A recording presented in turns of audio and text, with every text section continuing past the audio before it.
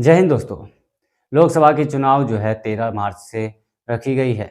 यानी 13 मार्च से 8 चरणों में जो है मतदान होगी।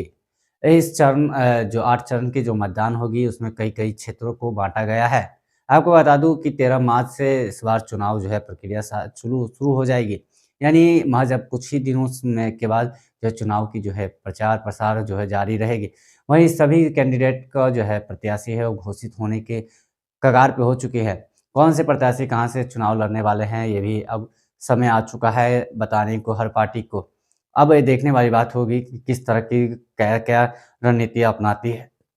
महज़ अब जो है कम दिनों में कैसे-कैसे जो है स्कीम आते हैं, कैसे-कैसे लोग अपने विचार रखते हैं, कैसे-कैसे जो सरकारें हैं वो क्या कुछ करते हैं।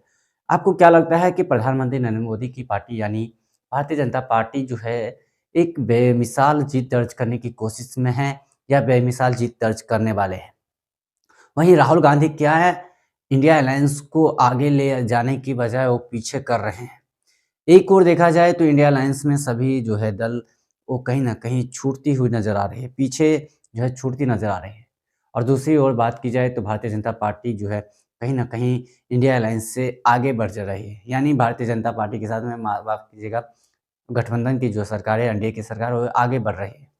ये गठबंधन की जो सरकार है वो आगे क्यों बढ़ रही है? तो उन्होंने जो इस तरह के काम किए जैसे जी20 समिट भारत में हुई, तो इससे भी उनकी जो वोट बैंकिंग की थी वो मसला जो है सामने आई।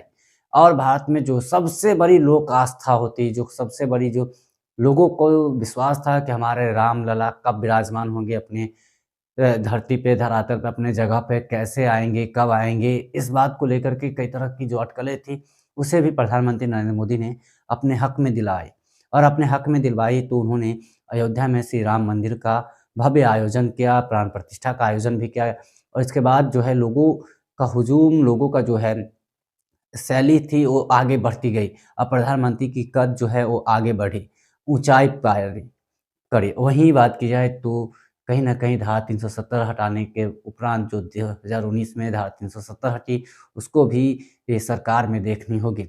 और भारत को जो अर्थव्यवस्था में 5वें पायदान पे लाने वाले देश के पहले प्रधानमंत्री बने, इससे पहले किसी भी तीसरे 5वें चौथे पायदान पर भी भारत इकोनॉमिक के अर्थव्यवस्था के हिसाब से आ चुके हैं। वहीं डिजिटल में भारत जो है कहीं न कहीं बेहतर नज़र आ रही है डिजिटल में।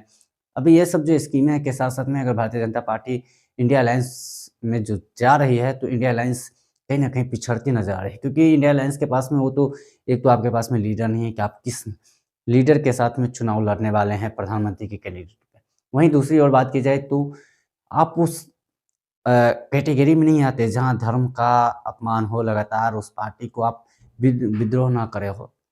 यही बात रही है कि भारतीय जनता पार्टी कहीं न कहीं आगे सोच रही है।